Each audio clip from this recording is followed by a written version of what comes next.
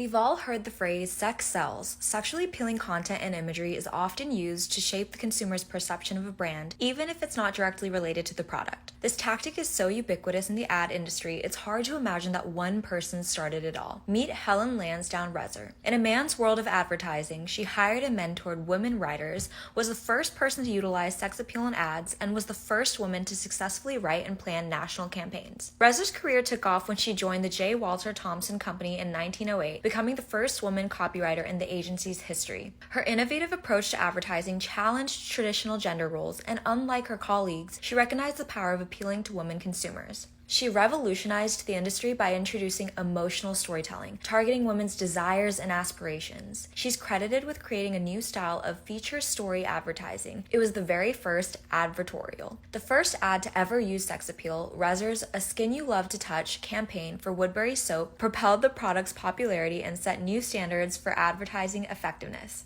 Her ads increased sales of Woodbury Soap by 1,000% over 8 years. After all, sex sells.